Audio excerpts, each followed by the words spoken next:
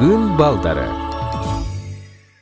Достор, көрдүңөрбү? Биздин каармандарыбыз Азим, Адеми жана Токо өздөрү чогулуп ойнош үчүн тигинтип дарактын үстүнө үй жасап алышкан. Азим досторун карай азыр шашып келатат.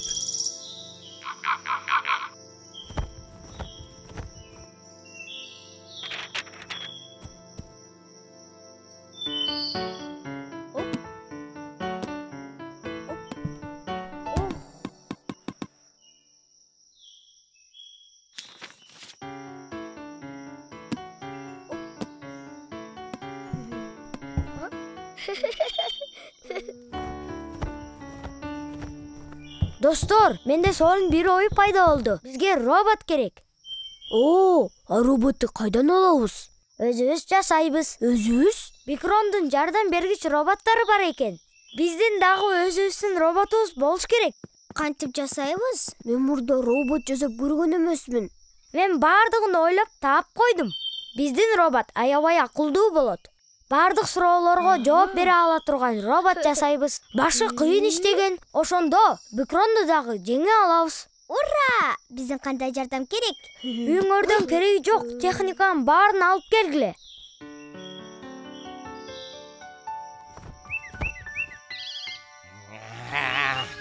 Чечектер десе, жанагыл кичинекей балдар бизге тоскоолдук кыла турган болушту. Бир амал айла ойлоп табышым керек болуп жатат. Бул эмне? Сиздин тапшырмаңыз боюнча вирус чачкыч пулемет жасадым. Кана көрсөтчү.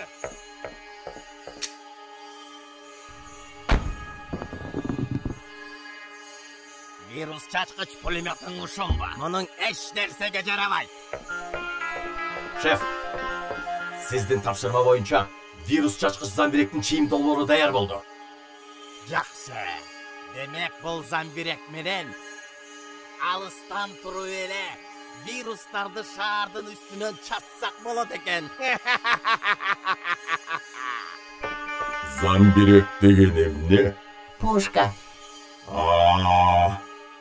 Механик, сен тезинен шаарга барып, жанагы балдардын дарегин тапкында, ар бири жөнүндө маалымат чогултуп берди. Жана Куп болот. Ой, замбиректи жасашым керек эмес беле? Калгандар жасай берет, сен тапшырманы аткар.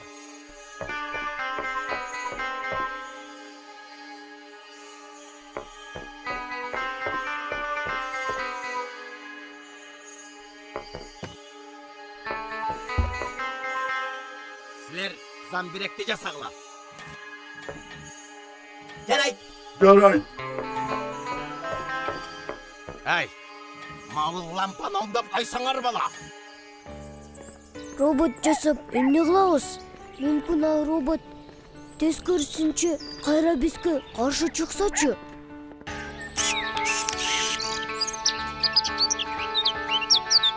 Бир кинодон көргөм.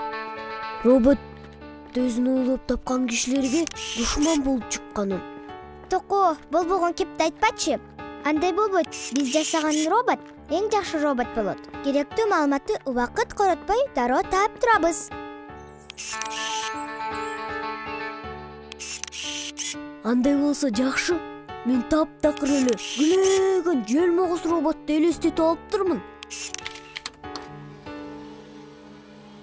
Бул кыз Адеми көп нерсени айттырбай түшүнгөн, акылдуу, зээндүү, билимдүү шайыр кыз экен. Атасы апасы менен чогуу жашайт. Кичинекей мышыгы бар. Бул Токо, жалко, керели кечке ити менен ойнойт. Бул Азим, 5 жашында мектепти экстерн менен аяктап, 7 жашында университеттин окуу программасын бүтүрүп койгон. Программалаштырууну аябай жакшы өздөштүрүптүр. Кыскасы, кичинекей вундеркинд. Токтот, болду, жетишет. Бул дүйнөдө эң акылдуу менмин. Менин мээмде интернет түйүнүндөгү маалыматтын баары бар. Азим менден акылдуу боло албайт. Бирок не бар, эмне жок балдардын артынан дагы байкоо салып тургула. Жарайт. Эмне алып келдиң? Техника десем, идишаяк алып келгенсиң го. Өзүң кереги жок техниканы алып кел дедің го. Чоң эне мыргытып жибер деген буюмдардын баарын алып келдим. Бул жерде чоң атамдын эски буюмдары дагы бар. О, чаң соргуч. Роботтун денесине окшошуп калат экен. Салам алейкум. Мен робот. Чаң соргучмун. Чаң соргондон башка эч нерсе билбейм. Бирок микронду жеңгенге жардам берем.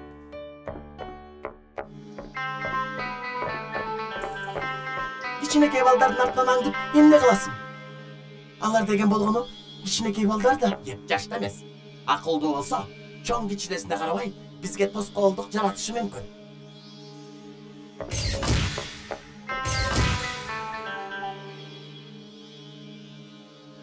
Шеф Замбиректи жасагыла дебедиби? Жүрү тезирээк. Лампаны да оңдоп койгула деди го.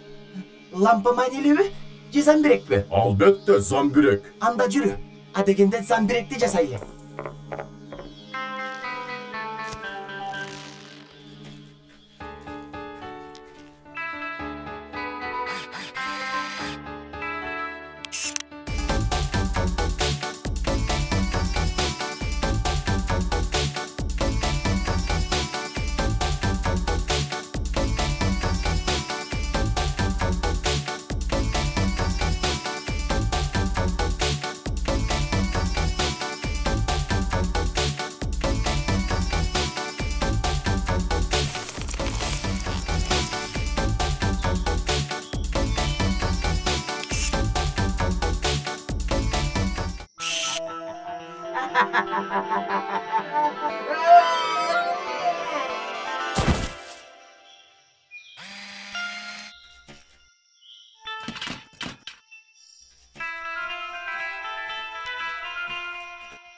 Demek robottu жасай албай коюшуптур, Ооба, шеф. Бул балдар силер ойлогондой акылдуу деле эмес окшойт. Жөн эле убакыт короттук. Азим, робот жасаш биздин колубуздан келбейт окшойт. Жүргүлө андан көрө ойнойбуз. Колубуздан келбейт деп эле таштап салган болбойт. Баштаган ишти аягына чыгарыш керек. Ооба, аракет кылса берекет болот. Эмнеси туура эмес болуп жатат? Замбирек даяр. Ана, Замбиректи көрсөткүлөчү. Байкайлы.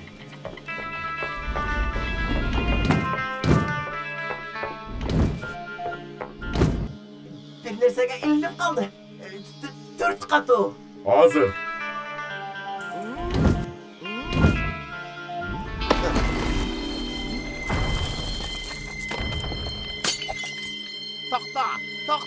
Токто!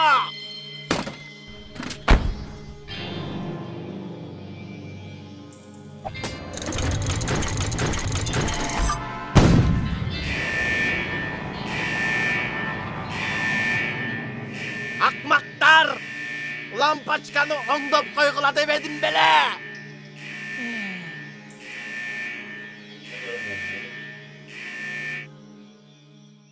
Роботко коюлган чип эски модель болгондуктан мен роботко киргизген программаларды көтөрө албайт окшойт.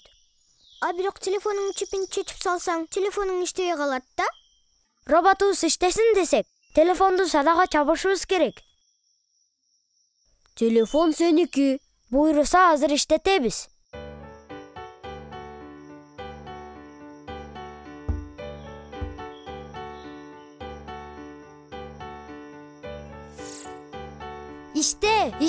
İşte.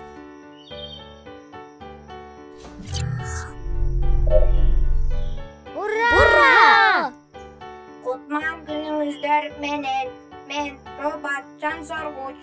РП 21.